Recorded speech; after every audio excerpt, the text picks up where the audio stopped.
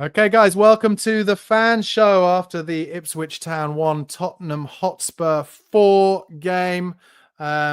Just so enjoyable to have been able to do these after 3 Premier League wins on the spin.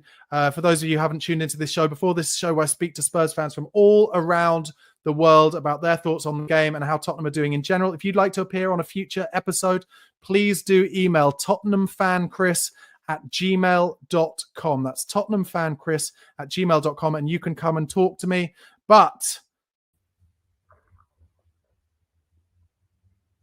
let's get started with one of my regulars, Melvin from Malta. Melvin, good to talk to you as always, and after a big victory. How are you feeling about that one, mate? Yeah, delighted. Obviously, a difficult place, because the stadium is tight, quite hostile environment. The lads had a free week, and it showed because the energy was there. It took us, a good 10 minutes to settle in, but once we did, it was a good game. I was happy with most of the players. I didn't think anyone really put in a bad shift. I was a bit surprised with the lineup when I saw it. I was a bit confused at why certain players weren't playing, but I think what were you confused by? Yeah, Madison. I thought Madison mainly and Davis, but obviously now we have a bit of a squad. He's able to rotate. We got the victory after all. Delighted with some of the players. I thought Johnson's, took the goals well. Didn't do much else. I was talking with my dad. He was telling me, he's like, "Who's your player of the match?" And I honestly don't know who I would give it to, because the key players for me were Bentancur. I thought Sonny, even though I thought Sonny played well, happy with his performance. 2 assists, put it on a plate for Johnson. I thought the constants for me have been the last couple of games where Bentancur and Bergvall together. I think they're starting to form a partnership. Yeah. And I'm happy we finally have a solid, 2, because we've been changing the midfield 3 all season. And for me, Bentancur and Bergvall together are probably our best 2. And then you can change, put in Kulusevski, put in Madison, put in Sarr, depending on the opposition. But 3 Premier League wins, those are the 2 midfielders we've had for those games. So I'm happy with them. It's really good. Sorry to interrupt, Melvin, but I know you were about to talk. I'm glad you're going to talk about him anyway. But it was really great, I thought, to see you can almost see Bergvall's confidence as like I'm a proper player in this team come forward in the second half, where he suddenly was dropping his shoulder and beating players. All those things that I think we all saw in those social media clips from the Swedish league. Suddenly you're seeing when the space opens up, he feels like he can do it now. Yeah, I think with Bergvall, he has the frame as a player, the size to play in the Premier League. Obviously, he's still young. I thought he's getting used to the way he should press. I think earlier he was always getting caught out of position, pressing, like headless chicken at times. Always leaving gaps behind him. I think his pressing game is getting a lot better, and his understanding of when to press, where to be. I think playing next to Bentancur, probably you learn a bit of these guys. I think Bentancur is an experienced player, and I'm happy with them too. I think they are the reason we're winning lately. Obviously, there's other factors with Spence. Udogie was great. How great was to see Udogie? So good. Powerful runner, strong runner. The ball speed, passing. We were quick. We were sharp. Lots of happy things to be with. I thought Ipswich they scared me the first 10 minutes. I thought it was going to be one of those days. I mean, I missed the first 30 seconds, and my dad told me they scored. Yeah, they pretty much did. So it's one of those games. Kulusevski was a bit quiet until he scored, but you can't blame him. He's played literally every game. He's a warrior, that guy, and I'm obsessed with his mentality and how he plays. Vicario was quiet. Danzo continues to show the recruitment's been excellent. I mean, where did they pick this guy? He's strong. He's like combining Van de Ven with Dragazin in a weird way. Yeah. His physique is. Archie Gray continues to show that he's. How is this guy 18? He's mature. He's intelligent. He reads the games reads it very, very well. He doesn't make a mistake. And I thought their striker was really good. By the way, I forgot his name. for the Liam moment. Delap. Delap. Delap, I mean, he's a good striker. Mm. He reminds me of Solanke. He makes me miss Solanke because we miss that at the moment. I thought Tell showing a bit of he needs an adaptation period for the Premier League. He worked hard. He He didn't do anything bad per se, but he didn't really do anything good either. I don't really, if I missed anyone out, Vicario. Vicario didn't have to do much. He didn't do anything bad. He didn't do anything good either. But it's one of those games where the 3 points is what's important. And I thought we're showing resilience again, like we did against United, like we did against Brentford. We're starting to learn how to game manage, which is something we didn't have early in the season. We didn't know how to manage these games, keep the ball, even go for a third, a second goal. I thought, Spence, I'm so happy for him that he scored. I'm really, really happy for him. Dane Scarlett came on, which I was happy because it must be his first Premier League assist, I think, Dane Scarlett. That probably, yeah. I mean, he didn't. He it's good for him. He's very physical. Dane obviously needs minutes, so it's a good performance. Hopefully no one got injured. Postecoglou continues to use his subs really well when he has options off the bench. Odegaard coming on, Maddison came on, Bissouma came on, and I think we're starting to see slowly, the shape of our best lineup, because I don't think for a while we even knew our best lineup, and I think we're getting close to it now. I think using Spence being so versatile, being on the left, on the right, is very good for Tottenham, for us. He can cover both sides. He can play really well. I mean, he started on the right and scored when he played on the left. So it just shows the versatility of this player. And you think we nearly sold him. And you just have to think, if you work hard and you're there and you have the right mentality, and sometimes you need a bit of luck in football. I mean, Postecoglou had great comments about him. So we continue. Great weekend, Barnaby. Let's not forget who lost, in their title challenge. Hilarious. I think I'm one of those fans that really enjoy my weekend when we win and they lose. So me too. Especially, yeah. Melvin, I just want to ask before I let you go. I was very impressed by how when Maddison came on and we scored that third goal, he kind of showed a bit of leadership. I could see him just making sure that we were pressing them all the way up the pitch, when it would have been very easy for us to kind of sit back and let them kind of come to us at the edge of our own 18-yard box. And that showed me a little bit of like, maybe it was a good decision. I know you said at the beginning you were surprised Maddison didn't start. Maybe it was a good decision. There were some reports that Maddison and obviously Ben Davies and Sarr had picked up little knocks. So don't start Maddison when you don't have to. Only start him if he's feeling 100%. And then when he comes on, he really took responsibility, I thought. Yeah, I've been very critical of Maddison this season. I know when he plays well, we tend to win, and we need him this season. He's an important player because he changes games. He makes us attack better, and to have him, we pretty much won the game without using him. He only came on the 64th minute, so he was rested most of the game. We have a midweek game in mind, and then we have Europe, which is honestly my priority this season. So we're gonna have to rotate these players. We have to win games without Maddison. We have to win games probably without other key players at times, because we're gonna have other priorities like on the weekend or midweek. So Maddison, showed leadership. We need leadership in this team. Sometimes we've lacked leadership. I thought Vicario's leadership is insanely good. I've heard Chris's comments of how loud he is in the stadium, how shouty he is, how energetic he is, and it just brings you that 10% more out of the team. I think if you don't have that in the team, you need one of those guys. And they say goalkeepers are all insane anyway. But I think that's fair to say. Melvin, mate, thanks for being a part of the show. Really appreciate it. Let's talk after. Hopefully, we beat Man City on Wednesday night. All the best, Barnaby. See you, mate. Bye-bye. Next up, over to Ireland and Noel. Noel, thank you, mate, for coming on. How are you feeling? Oh, magnificent, Barnaby. Class. 4-1. Unfortunately, I lost my stream earlier on and had to watch the Ireland rugby match. So, I had your commentary on, and every time we scored, I was amazing. Actually, your reaction was fantastic.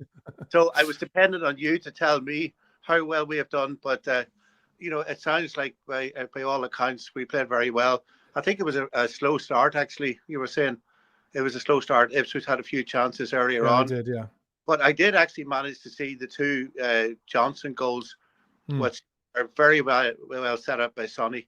I thought he was, back to his best at that point. I did see a few clips as well of Archie Gray, and I think, did you say that he reminds you of a young Beckenbauer? Well, there was just one occasion where he read the game perfectly as a ball came into the box. He kind of snapped in front of one of the opposition players and then just drove forward for about 40 yards. Yeah. And then got his head up and just played it off perfectly. Yeah, he does actually. He looks effortless. It looks very, very simple to him, and we have to remember he's only 18, 19 years of age. He's fantastic. I think actually, the point has been made.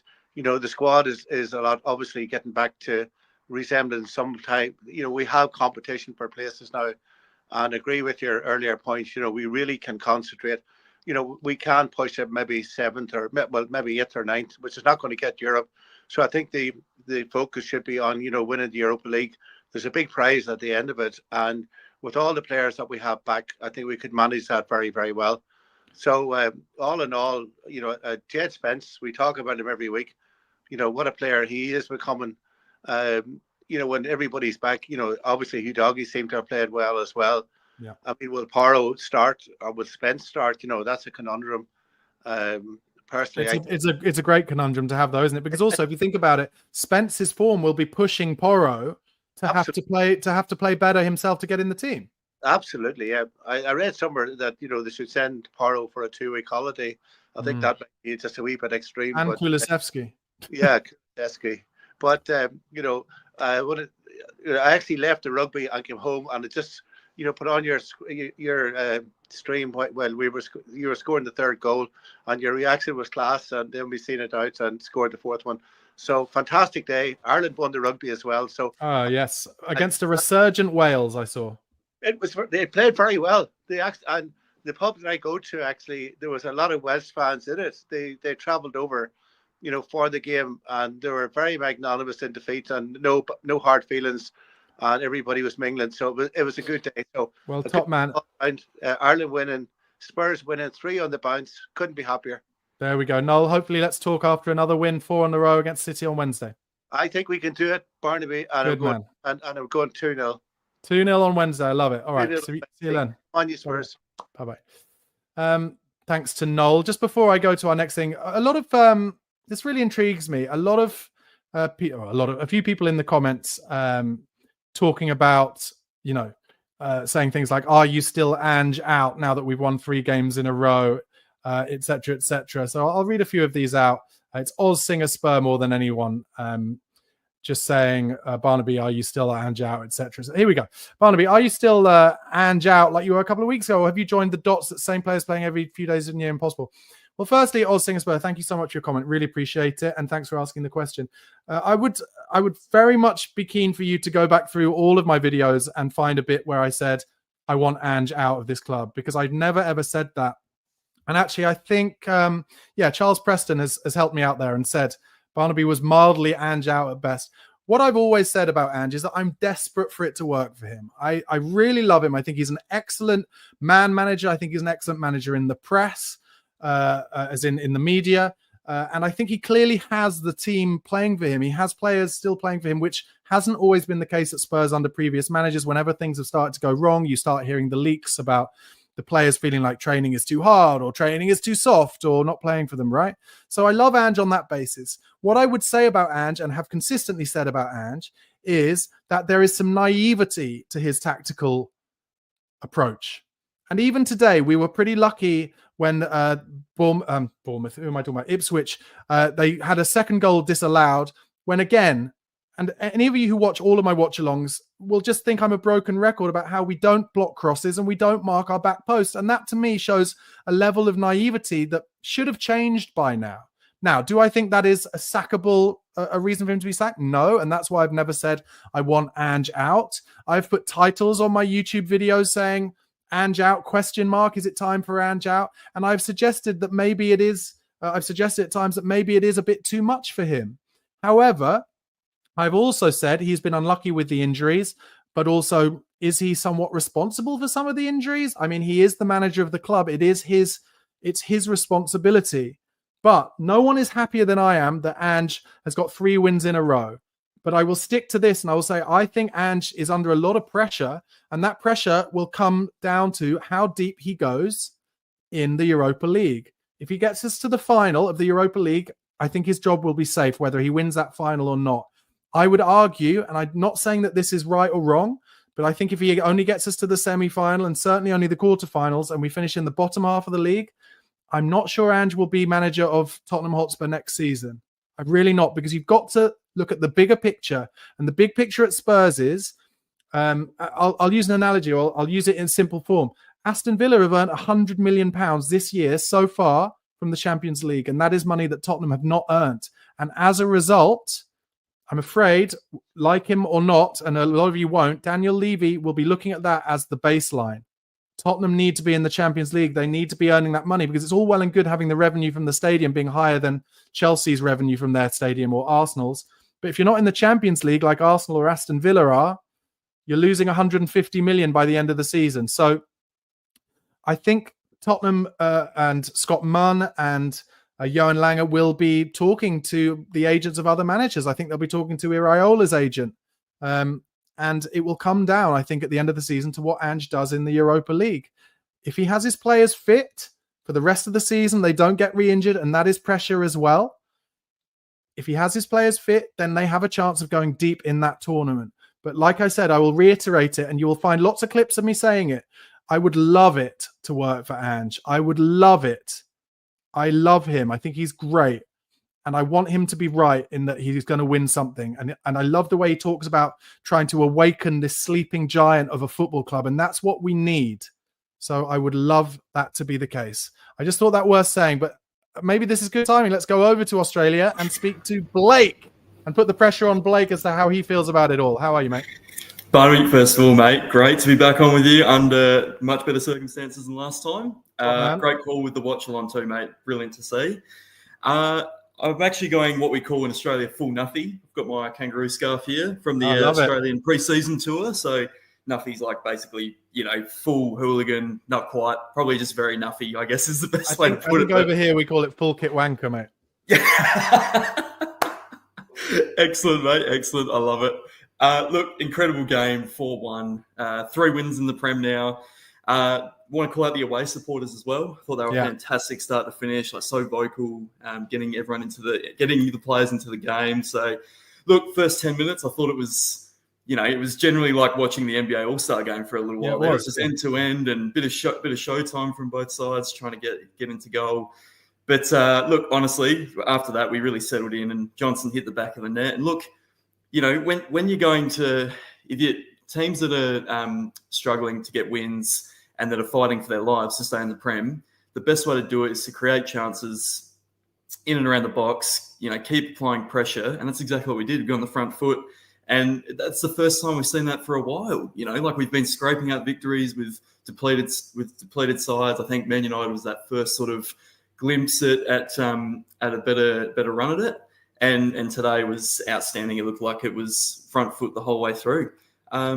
Couple of key performances from me. Obviously, a brace from Johnson, probably a contender for man of the match initially. But, yeah, just and, all the stick that he cops, I think he's actually really pivotal for our structure. And as you said earlier in your call, mate, the timing of his run's really key for us. And when he just holds out that extra second and hits the back of the net, it's a joy to watch.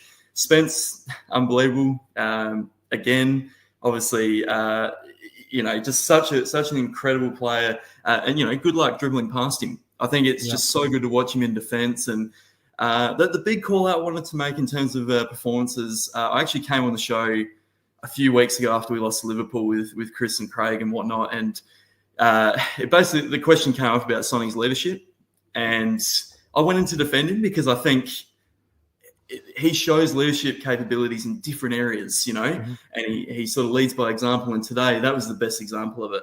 I think the criticism after the Liverpool loss was fair, but he's got to get flowers today. He's got to get full credit today because he was a captain's game, and he's getting to that age where 60 to 70 minutes is probably his capability, and he's not able to play 90 minutes twice a week, which is what he was doing. So I don't think it's by any means us trying to sell him.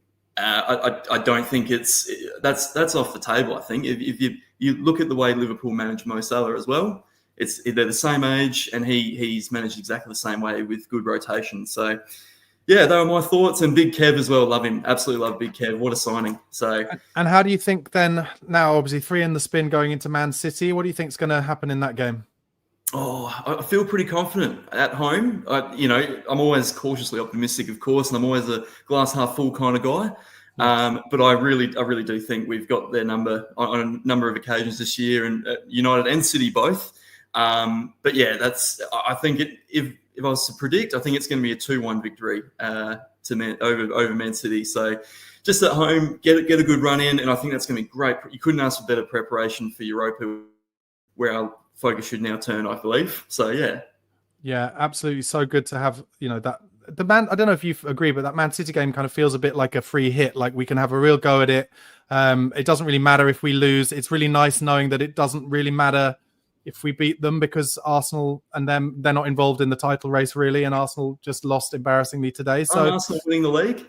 Well, I mean, I don't know. They got their fans got so excited because Everton got a draw against Liverpool and then they lose at home to West Ham. I just find that excellently hilarious. But yeah, look, I think maybe it could be fun to watch against Man City in the week. I really do. Yeah, it could be end to end again, but obviously that quality, they've sort of hit their straps again. Obviously, other than the Champions League, but certainly in the league, they found their form again. So it's going to be by no means a walkover. But I think with the way we're playing, that confidence that we're building in games and getting minutes back in the legs of the likes of Udogie. Hey, I forgot to mention him. He was absolutely brilliant today as well. Just that overlap run, the pace, the power. My goodness, he's going to be hard to stop. So. Yeah, all systems go at Hotspur Way, my friend. Top man. Listen, thanks again for being part of the show, and let's speak again after on Wednesday, Blake. Would love it, mate. Cheers, guys. Thanks. Bye-bye. Next up, over to Canada and Pat. Pat, what did you make of that victory, mate? Oh, my God. It's good to have 3 in a row. I'll tell you that much. Damn right. Who really impressed you for Spurs today? Why do you think we won that game so comfortably in the end? Well, honestly, I gotta say Danso was really he was really strong on the ball. It was kind of a standout first half for him. A lot of people were really impressed with Archie Gray. He was really good, but I thought Delap was like kind of out competing him physically in the first half. Mm-hmm. But Archie Gray showed some good mentality and like kind of figured it out in the second half, and he's still so composed on the ball. I do have to give a huge shout out to the 3 in the midfield, man. I think those 3, we just have to stay. Like we need them in every single Europa League game from here on out. Like we've got Kulusevski and Bentancur and Bergvall who are so good at beating a press. Sarr and Basuma, they're good at they're good at intercepting the ball, but they're not really good at beating a press and working in transition. And these guys are so great. Like it was amazing. Sonny was great. Like it was a good team performance. I wouldn't say that like the 4-1 was like a solid 4-1 for me. Like we had things go our way, a couple VAR calls to save us, or offsides, I should say. But yeah, overall, I'm really happy that we had like more of a convincing win than the last 2 wins, because it seems to kind of paint the picture that players are back. We're able to use our depth and play the kind of football that we're used to playing. So would you say you would go for Kulusevski in that kind of 8-10 role ahead of Maddison and then Johnson on the right? Is that what? Yeah, I think I would for now. Maddison's, don't get me wrong, Maddison did come on really well. I just think Kulusevski's, he's a bit stronger on the ball, and we need somebody like that to start a good counterattack. Maddison he gets fouled too quickly. and he goes down. Kulusevski, he can be strong on the ball and make some passes and actually make something happen. Not that Madison can't. It's just I think that Kulusevski is just better in that role right now. And it's Johnston. Like we need that pacey direct winger up there. I don't think Ipswich was ready for that Son and Johnson link up today, and it was just brilliant. Like again, Son just pacey balls coming into Johnson for the first goal, and then sometimes I really hate when Son hangs onto the ball too much because he's not really good at close play. But today that was so good. Really good composure. Yeah. Great for that second goal. I'm really happy for Sonny. He's been struggling.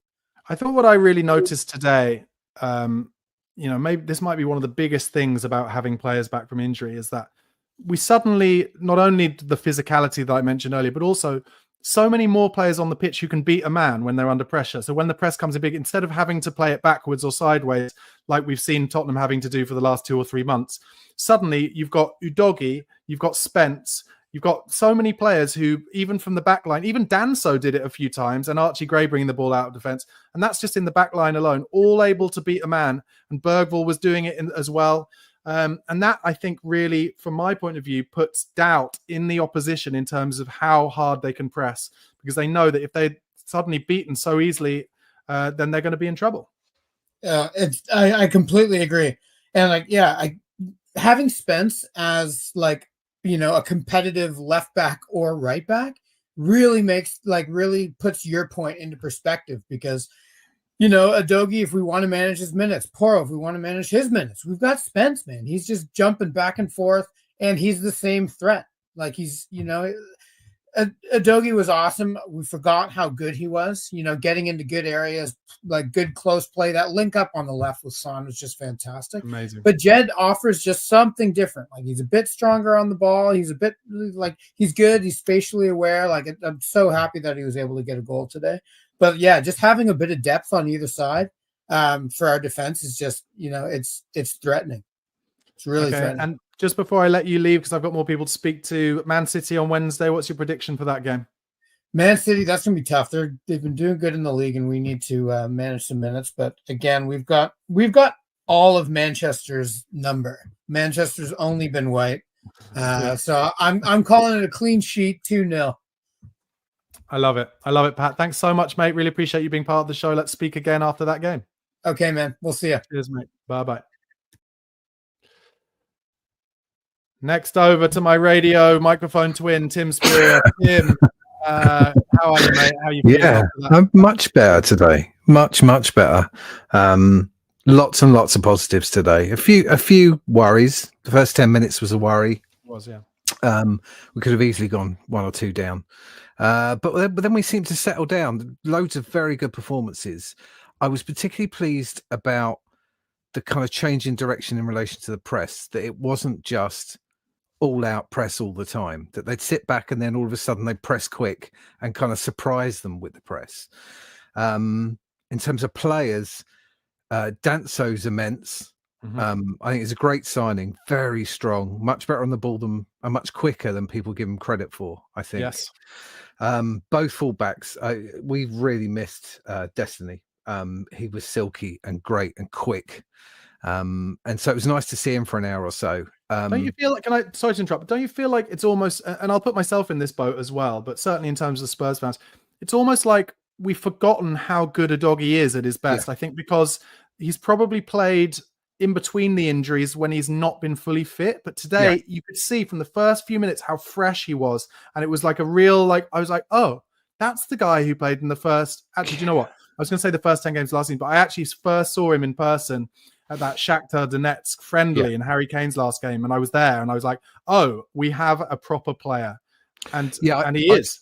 I saw him for the first 10 games of last season. He was amazing, like really quick and intelligent as well. He was overlapping Sonny. I think that really helped Sonny with his confidence, because he knew that Destiny was there as well.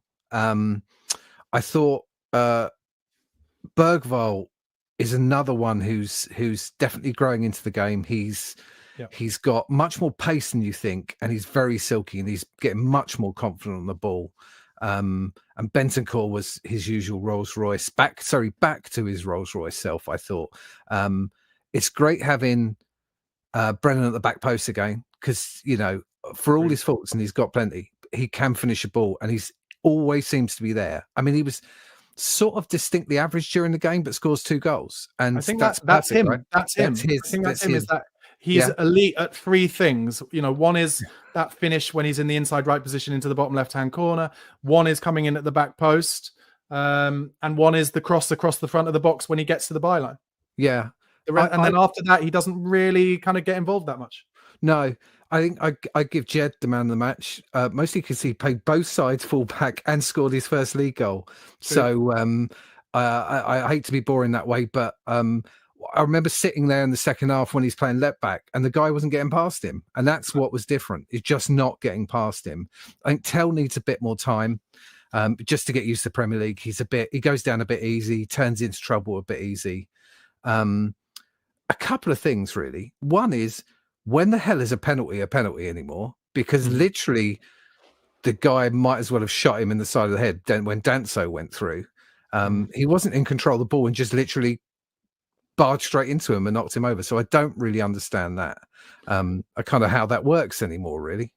I think a lot of it, I think a lot of stuff like that is done almost like on optics. Yeah. And it's like, that's the optics of that for the ref are penalties don't get given for those. Do you know what I mean? It's like, it's weird, but it's almost like, and I said it in the watch, I was like, oh, he won't get that. But of course, anywhere else on the pitch, he would have got a free kick. And that's where for me, it's almost like referees, they make it harder for themselves. Like I said it when there was loads of, you know, jiggery pokery going on at corners again with players getting physical with each other. It's like, just start next season, get Howard Webb to say, we're going to give penalties for any physical touching at corners.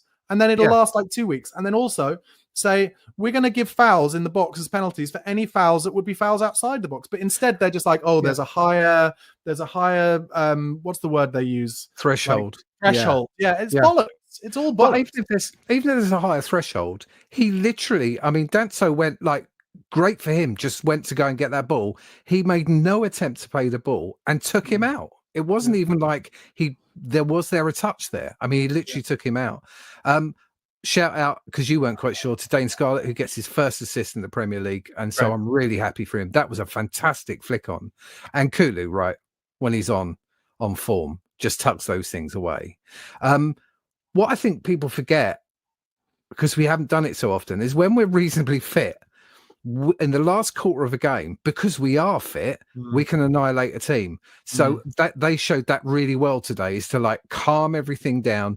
Even if we don't do anything for half a game, that last 15-20 minutes we can really do a lot of damage, and we did. And that's something we used to do quite a lot, as far as I remember. Yeah, that's what I was kind of calling for at just after halftime, or at halftime. I think I was saying, you know, I think Ipswich have played well, they pressed hard, but maybe there will come a time where that will affect them. And actually, then they never quite pressed as hard in the second half. What they did a bit more was be a bit more direct in the second half. I think the fact they got their goal from kind of a long ball flicked on and causing trouble kind of led them to do that. But look, you know, a win is a win is a win. Listen, mate, I really appreciate you being part of the show. I've got a couple of people to talk to, but let's talk again after the Man City win. Exactly. 3-1. See you later. Yeah, bye-bye. Okay, next up, I'm going to Jim. Jim, how are you, mate? What did you think of that victory? Oh, that was a great game. That was going back to dominating a game the way we'd done on some games last year and some games earlier this season. And it goes to show you what having your starters back healthy and getting people a bit of rest can do. Son, with just a bit of rest, all of a sudden he's back to being Son again, and he made 2 beautiful assists there. I mean, that is classic Son, and it proves that he doesn't necessarily need to score goals to be effective. He can also set up his teammates to score goals. So agreed. That made me very happy indeed. Yeah, and I love the fact that I think it'll, you know, a couple of assists will give him loads of confidence as well. And he's Man City's nemesis, isn't he? So it wouldn't surprise me if he got a lot of space and maybe scored on Wednesday night. Yeah. And another player who is once again excellent, it's now pretty obvious to everyone, Jed Spence is a player. And every time I think about Antonio Conte, I think why couldn't you see that this guy's a player? What were you thinking, Antonio? And he was just brilliant. Yeah, I think with Jed Spence, you can totally see, like, he's one of those players who I think probably gives the impression that he doesn't care, but actually he really does. So he's probably quite laid back in training, and that is like the antithesis of what Antonio Conte looks for. Antonio Conte, I mean, we're talking about a man, Antonio Conte, who's at Napoli, and he's bought Scott McTominay from Man United, who is the kind of epitome of a player who always did brilliantly at Man United, but he's almost deemed as not sexy enough to play for them because he was just a worker bee, like a hard worker. And Conte will have looked at someone like Jed Spence and be like, oh, he doesn't work hard enough, so I'm never going to play him. Whereas I think Ange has finally kind of allowed himself to trust him and is really reaping the rewards. What an incredible performance. What do you think then going into Wednesday's game against Manchester City? Can we make it 4 in a row? What will we need to do that?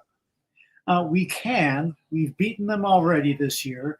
And they always do subpar performances when they come to Tottenham Hotspur Stadium. And now that we're getting players back healthy, that gives us another edge over them. And, you know, they've been struggling this year. With Rodri out, they've struggled to adapt to that. And Pep is no longer looking like, you know, a magician as a coach. He's looking like, gee, welcome to the real world, Pep, the one that most of us have been, you know, inhabiting on a constant basis. And so I think we, you know, keep players healthy. And, you know, I expect that Madison's probably going to start because he's rotating Madison in and out. He starts one game, comes off the bench one game. Yep. And that's another thing I like about Ange is that he's found a way to get the best out of Madison, just rotate him in and out. Midfield is the one position this year where Ange has had the luxury of being able to rotate people. And I applauded Ange for that midfield rotation. And he's getting, I think, the best out of Madison. He's sort of getting around some of the inconsistencies by simply saying, okay, you started this game, you're coming off the bench next, you'll start the next game. And it's working. He's getting a lot out of Madison that way. Yeah, completely agree. So before I let you go, just because we're running out of time, what's your prediction for that Man City game? I think we'll win. I hesitate to predict a score. It depends on who all is playing and if we're, you know, good and rested, have a good training week. But I see us winning the game. I can't predict the score because I know we'll score at least one goal, and hopefully we won't give up any because they've been struggling a bit at times too. So come on, you Spurs. Yeah, and actually I'm just double checking. It'll be the first time in quite a long time where Spurs have an extra day's rest compared to the other team, because Man City are playing Liverpool tomorrow, which will be a huge game for them. So we should be hopefully a little less tired than them. But listen, thank you so much, Jim, for coming on. Thanks for being part of the show. Let's talk again after what will hopefully be 4 in a row on Wednesday night. I'm looking forward to it. Come on, you Spurs. Come on, you Spurs. Okay, and last but by no means least, over to the Czech Republic and Steve. Steve, good to speak to you after yet another win. We're cooking with gas. Steve, how do you feel about it? Fantastic. What a fantastic performance. A little bit shaky in the beginning with the goal that was disallowed, obviously, for offside. And then later on when they had a shot across goal and they hit the upright, I think it was the bar, between the bar and the post. Yeah. A little bit shaky in the beginning. But, yeah, wonderful performance. A lot of good performances. Who was your player of the match? Because a lot of people in the comments are arguing over who player of the match was. Yeah, it's a difficult one to call. I would say Bergvall. Absolutely unbelievable performance. Yeah, you know, for me, very, very closely followed by several others, including Gray and Spence. But yeah, for me, Bergvall, the way he was picking up the ball in midfield, dominating the midfield, spraying the ball around. He's getting used to the pace of the game. I kind of agree with Melvin's comments. Melvin, yeah. Yeah, absolutely. With him and with Bergvall and Bentancur in the middle, and then one other rotated, because they both get their foot in. They've both got an eye for a pass. For me, Bergvall, absolutely fantastic performance. And what about Kevin Danso then? Like, he, for me now, seems like an absolutely vital signing and made, you know, we can complain that he came in late, but in the end, I think he's the right signing. Yeah, I was a little bit worried. I think you mentioned it earlier on in another game. After another game, you know, he looks not wooden, but he looks. You know, he's a very big guy. He's very muscular. But the way I think it was he did that Cruyff turn, like you said, on the edge of the box earlier on in the game, I was thinking, oh yeah, he's got it. You know, and he's got pace. He's very good in the air. Yeah, I was really impressed with his performance. You know, coming forward as well, bringing the ball forward. After he got that not head injury, but it was a clash of heads towards the end of the game there, and he suddenly found himself marauding upfield and playing a 1-2, and you know, getting forward as well as all his defensive duties that he carried out particularly well. Yeah, immensely impressed. Definitely a 7.5 out of 10 for him. Brilliant. Yeah, And happy, very happy. Yeah, and last but by no means least, obviously Man City on Wednesday. What's your prediction for that? Could we be going for 4 on the spin? Yeah, it's a tough one, but yeah, no, I think so. I think we'll get it the way we played today. I would, you know, scores are scores. I'd go for something like 3-1. I'd hope for something like that, but you know, that would be as long as we get the win. I'm happy if it's 1-0, but I don't like hanging on to 1-0s like we did against United because we don't often hang on. So get a couple of early goals, 2-0 at half time, and keep the pressure on. Yeah, I'm looking forward to it. I'm confident. I think what would be great is like a glory night, a victory, and no injuries with a week then to prepare for the AZ game. Listen, Steve, thanks again for being patient, mate, and coming on, and hopefully speak to you after that game. Have a great rest of your weekend. Thank you, Barnaby. You too. Top man. Bye-bye. Okay, guys, thank you so much. That has been the fan show after the Tottenham 4, Ipswich 1 away win in the Premier League. If you would like to appear on a future episode of the fan show talking to me after a Spurs game, email tottenhamfanchris@gmail.com. That's tottenhamfanchris@gmail.com. It's very important to us that this channel gives everyone a voice, particularly from those around the world. So wherever you're from, please do get in touch.